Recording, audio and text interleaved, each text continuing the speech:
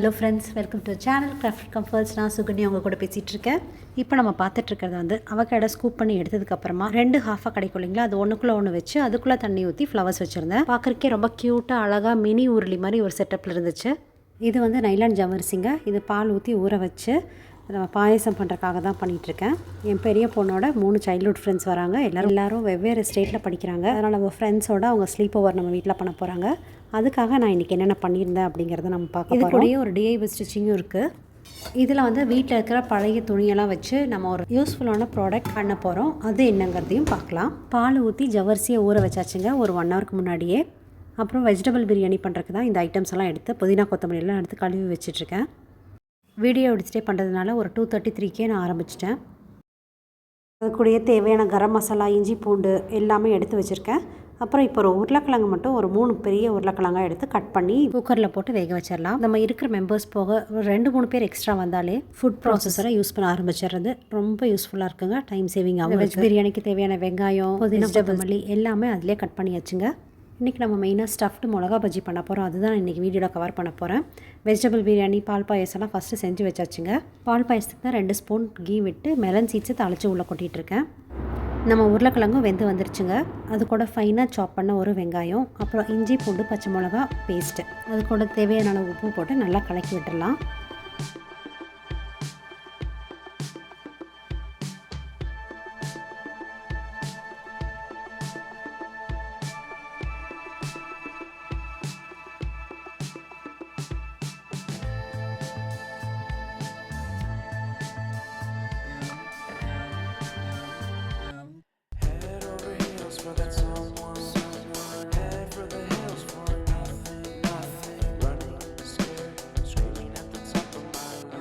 My many minds, my heart doesn't always agree. What I'm thinking inside about it.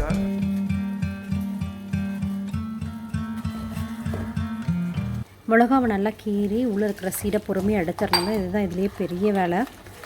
யாராவது guest வராங்கன்னா 2 பொண்ணுங்களில் யாராவது ஒருத்தர் எனக்கு கண்டிப்பாக ஹெல்ப் பண்ணுவாங்க. இன்றைக்கி என் பெரிய பொண்ணு தான் எனக்கு ஹெல்ப் பண்ணிகிட்டு இருந்தாங்க. அவள் தான் எல்லா விதையும் பொறுமையாக கீறி எடுத்துகிட்டு இருக்கா. அதுக்குள்ளே நான் சைடில் பஜ்ஜி மாவு கரைச்சிட்டு இருந்தேன். இதுக்கு நடுவில் ஒரு ஸ்ட்ராங்கான டீ எனக்கும் ஹஸ்பண்டுக்கும்.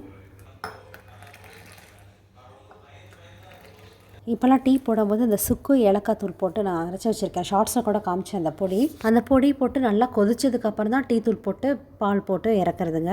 இந்த சுக்கு ஏலக்காய் தூள் போட்டு டீ போடும்போது எல்லாத்துக்குமே ரொம்ப பிடிக்குது. அப்பார்ட் ஃப்ரம் ஃபேமிலி மெம்பர்ஸ் வேறு யார் தேர்ட் பர்சன்ஸ் யார் வந்திருந்தாலும் அவங்களுக்கு கொடுக்கும்போது எல்லாருமே டீ ரொம்ப நல்லாயிருக்குன்னு தான் சொல்லியிருக்காங்க இது வரைக்கும். இந்த மிளகா பஜ்ஜி ரொம்ப டேஸ்டியாக வந்துருச்சுங்க. அதில் எந்த சந்தேகமும் இல்லை. இது செய்கிறக்கான ப்ராசஸில் தான் கொஞ்சம் டைம் ஜாஸ்தி, எஃபர்ட்டும் ஜாஸ்தி போட வேண்டியதாக இருக்கும். பொறுமையாக ஒவ்வொரு மிளகாவையும் கீறி உள்ளே இருக்கிற விதையை அழுகாமல் எடுக்கணும். கீறதில் வந்து கொஞ்சம் ஃபாஸ்ட்டாகவோ கொஞ்சம் கேர்லெஸ்ஸாகவோ பண்ணிட்டோம்னா அந்த மிளகா வந்து லைட்டாக கொஞ்சம் கிழிஞ்சிருவாங்க அங்கே.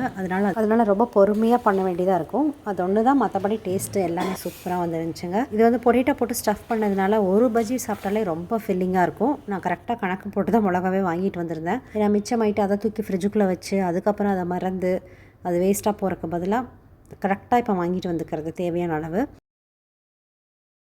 இப்போ வந்து டைனிங் டேபிள் தான் கொஞ்சம் க்ளீன் பண்ணிகிட்ருக்கேன். பிளேட்ஸ் எல்லாமே அரேஞ்ச் பண்ணி வச்சிட்டோம்னா வீட்டுக்கு வந்துட்டு கொஞ்ச நேரம் பேசிவிட்டு அதுக்கப்புறம் மறுபடியும் ஷாப்பிங்கெல்லாம் போயிட்டு கொஞ்ச நேரம் சுற்றிட்டு அதுக்கப்புறம் தான் வந்தாங்க சாப்பிட்றதுக்கு. அதுக்குள்ளே நாங்களாம் சாப்பிட்டு முடிச்சுட்டு எல்லா டேபிளில் அரேஞ்ச் பண்ணி வச்சுட்டு போயிட்டோம். அப்புறமா ஒரு 9 o'clock மேலே என் பொண்ணும் அவங்க ஃப்ரெண்ட்ஸும் வந்து சாப்பிட்டுட்டாங்க.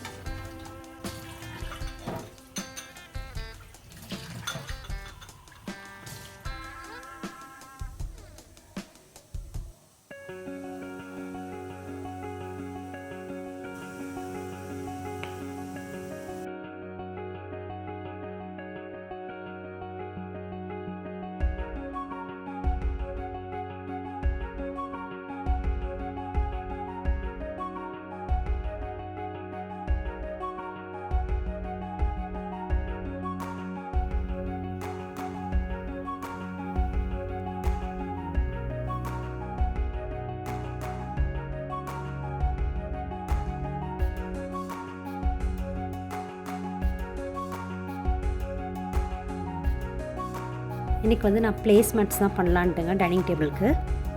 கொஞ்ச நாளைக்கு முன்னாடி கிளாஸ் பாட்டில்ஸ் கொஞ்சம் வாங்கியிருந்தேன். ஒரு வீடியோவில் கூட அது காமிச்சிருந்துருப்பேங்க. இந்த பாட்டில்ஸ் எல்லாமே இந்த ஃபோம் ஷீட்ஸில் தான் ரேப் பண்ணி வந்துருந்துச்சு. நான் அப்போ அந்த வீடியோவில் சொல்லியிருப்பேன், இந்த ஃபோம் ஷீட்ஸ் எடுத்து வச்சுக்கலாம், எதுக்காச்சும் யூஸ் ஆகும் அப்படிங்கிறக்காக. சரின்ட்டு எனக்கு ரொம்ப நாளாக யோசிச்சுட்டே இருந்தேன் நான். கரெக்டாக அந்த ரெக்டாங்கிள் ஷேப்பில் இருக்கிறதுனால ப்ளேஸ் மேட்ஸ்க்கு பக்காவாக சூட் ஆகும் அப்படின்னு தான் யோசிச்சு வச்சுருந்தேன். ஃபேப்ரிக் வந்து நான் வந்து இன்றைக்கி யூஸ் பண்ணியிருக்கிறது வந்து இந்த ப்ளவுஸ் பிட்ஸ் இருக்கும் இல்லைங்களா, அது நிறையவே கிடைக்கும். ஏன்னா வரமகாலட்சுமி வந்து இங்கே ஒரு பெரிய ஃபெஸ்டிவலாக செலிப்ரேட் பண்ணுவாங்க. எஸ்பெஷலி தெலுங்கு அண்ட் கன்னடா பேசுகிறவங்க கண்டிப்பாக பக்கத்தில் இருக்கிறவங்க எல்லாத்தையுமே அவங்க வீட்டுக்கு கூப்பிட்டு அவங்களால முடிஞ்ச கிஃப்ட்ஸு, அப்புறம் கம்பல்சரி ப்ளவுஸ் பிட்ஸு இது எல்லாமே வச்சு கொடுப்பாங்க. அதனால் நான் இந்த ப்ளவுஸ் பிட்ஸ் எல்லாமே தைச்சி போட முடியாது இல்லைங்களா, அதனால் நான் வந்து இதை சேர்த்து வச்சுருந்தேன். ஃபஸ்ட்டு 2.5 இன்ச் ஸ்ட்ரிப்ஸாக லாங்காக கட் பண்ணி வச்சுக்கலாங்க. அதுக்கப்புறம் ஒன்று பக்கத்தில் ஒன்று இப்படி அரேஞ்ச் பண்ணி ஒன்றையும் ராங் சைடில் ஸ்டிச் பண்ணி அதுக்கப்புறம் திருப்பி விடுற மாதிரி இருக்கும். பார்த்திங்கன்னா உங்களுக்கே தெரியும். இந்த ஸ்டிச்சிங் பற்றியெல்லாம் இன்ட்ரெஸ்ட் இருந்துச்சுன்னா பார்க்கலாங்க, இல்லைனா நீங்கள் ஸ்கிப் பண்ணிக்கலாம். சில ஸ்ட்ரிப்ஸ் வந்து கட் பண்ணும்போது கொஞ்சம் பொறுமை போயிடுச்சு, அதனால் மெஷர்மெண்ட்டே இல்லாமல் சும்மா இஷ்டத்துக்கு கட் பண்ணி விட்டேன் பெருசாகவே. ஸ்டார்டிங்லலாம் பொறுமையாக 2.5 இன்ச் ஸ்ட்ரிப்பாக தான் கட் பண்ணிகிட்டு இருந்தாங்க. அப்புறம் போக போக துணி இன்னும் ஜாஸ்தியாகிட்டே இருந்துச்சு, அதனால் பெருசாகவே இருக்கட்டும் அப்படின்ட்டு சிலதெல்லாம் அப்படி கட் பண்ணிட்டேன். ஆனால் ஃபினிஷிங் எப்பவும் படுறத விடவே ரொம்ப நல்லா வந்துருந்துச்சு, just because of the foam sheet. இந்த ஃபோம் ஷீட்ஸ் வந்து செம திக்காக இருந்துச்சுங்க. நான் கொஞ்சம் டவுட்லேயே தான் இருந்துச்சு, இது வந்து ஸ்விங் மிஷினில் போட்டால் தைக்குமா தைக்காதா அப்படின்ட்டு, மிஷினுக்கு எதாவது ஆயிருமோன்ட்டு. கொஞ்சம் ஸ்டார்டிங்கில் கொஞ்சம் தைச்சு பார்த்தேன், நல்லா தான் வந்துருந்துச்சு. கொஞ்சம் ஆனால் பொறுமையாக இழுத்து தைக்கிற மாதிரி இருக்கும், அவ்வளோ ஃப்ளோயிங்காக துணி மாதிரி போகல. இந்த ஷீட்டை பின்னாடி இருந்து இழுத்து தைக்கிற மாதிரி இருந்துச்சு. 6 ஷீட் இருந்துச்சு, நான் வந்து 5 ஷீட்டில் இந்த மாதிரி தைச்சிட்டேங்க. அதுக்கப்புறம் எக்ஸ்ட்ரா சேல்லாம் கட் பண்ணிடலாம்.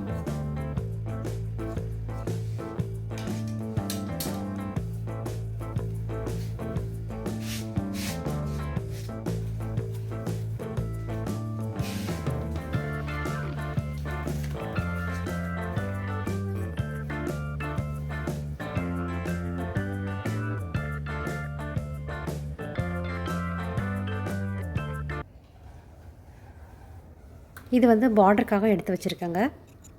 இந்த ஃபேப்ரிக் வந்து ஒரு சாரியில் என் பொண்ணுங்களுக்கு பட்டுப்பாவாடை தைச்சிட்டு அதில் மிச்சம் கட் பண்ண துணி தான் இது. அதையும் 2.5 இன்ச்சஸாக கட் பண்ணிவிட்டுங்க.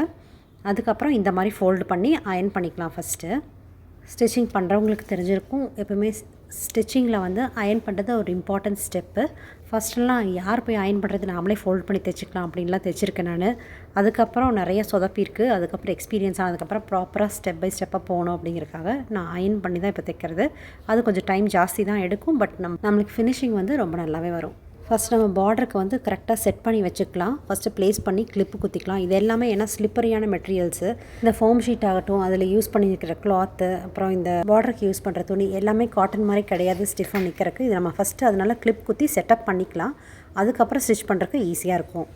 இதே மாதிரி எல்லா பீசஸ்லேயும் நம்ம பார்டர் போட்டு செட் பண்ணி வச்சாச்சு. அதுக்கப்புறம் 1 by 1 தைச்சிட்டு வந்துடலாங்க. Centre piece of table cloth ready பண்ணுறதுக்காக இனி ஒரு தின் ஃபோம் ஷீட் இருந்துச்சு, அதை வந்து லீவ் ஷேப்பில் கட் பண்ணிக்கிட்டேன். ஆக்சுவலி இது எல்லாமே நான் லீவ் ஷேப்பில் தான் பண்ணணும்னு நினச்சேங்க ஃபஸ்ட்டு.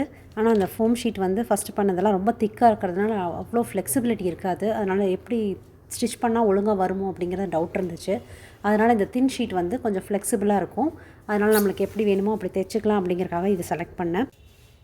அப்புறம் இந்த ஃபோம் ஷீட்டை வந்து லீவ் ஷேப்பில் கட் பண்ணிக்கிட்டேன். லீஃபில் வந்து நடுவில் வெயின்ஸ் வரும் இல்லைங்களா, சென்டரில் 2 சைடும் வெயின்ஸ் வரும். அதே மாதிரி இந்த கிளாத்தை வந்து அதே வெயின்ஸ் ஆர்டர்லேயே அரேஞ்ச் பண்ணிவிட்டு அதுக்கப்புறம் கட் பண்ணிக்கலாம் அப்படின்ட்டு கட் பண்ணிகிட்ருக்கேன். ஒரு சைடு எப்படியோ கட் பண்ணிட்டாங்க, இன்னொரு half of the side cut பண்ணுறதுக்கு தான் எனக்கு துணியும் பத்தல. அதுக்கப்புறம் இது எப்படி வைக்கணுன்ட்டு எனக்கு கொண்டு போய் புறப்படவே இல்லை. கரெக்டாக ஆப்போசிட்டாக வரணும் இல்லைங்களா, அதுக்காக தான் நானும் எப்படியே வச்சு பார்த்தேன். இதுக்கு ஆப்போசிட் டைரெக்ஷனில் வரவே மாட்டேங்குது. சரி, ஒரு சைடு எப்படியும் செட் ஆயிடுச்சு இல்லைன்ட்டு ஒரு சைடை மட்டும் இந்த பெயிண்ட்ஸ் வர மாதிரி அரேஞ்ச்மெண்ட்டில் அந்த கிளாத்தை வச்சு இந்த ஃபோம் ஷீட்டை வச்சு தைச்சிட்டு வந்துடலாம் அப்படின்ட்டு அது தைச்சிட்டு வந்தாச்சு. இது வந்து ஆப்போசிட் சைடு வந்து பார்த்திங்கன்னா இப்போ ரிவர்ஸ் சைடில் வச்சா ஒழுங்காக வெயின்ஸ் வர மாதிரி வருது. இந்த ஒரு சைடை மட்டும் ஒரு 1.5 இன்ச் எக்ஸ்ட்ராவாக விட்டு அப்புறம் கட் பண்ணிட்டாங்க.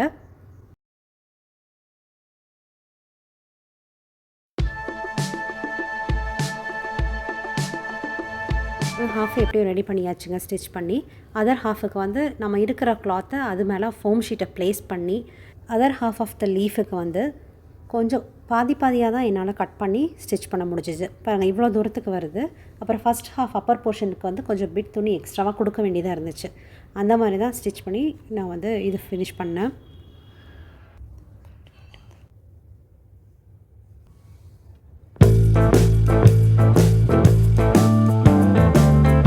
2 ஹாஃபையும் ஒரு வழியாக தைச்சி முடிச்சாச்சுங்க. ரெண்டுலேயுமே சென்டர் போர்ஷனில் 1.5 இன்ச் கேப் விட்டு நம்ம தைச்சிருக்கோம் இல்லையா, அந்த கிளாத் ஃபேப்ரிக்கை மட்டும் நம்ம வந்து ஸ்டிச் பண்ணால் போதும், ஃபோம் ஷீட்டை டச் பண்ணாமல். இப்போ இந்த லீஃப் பேட்டர்ன் வந்து கொஞ்சம் ஃப்ளெக்சிபிளாக இருக்கும், நம்ம ஃபோல்டு பண்ணாலும் எதுவும் ஆகாது அப்படிங்கிறக்காக தான் நான் கொஞ்சம் நடுவில் கேப் விட்டு அதுக்கப்புறம் கட் பண்ணி அதுக்கு மேலே தைச்சிட்ருக்கோம்.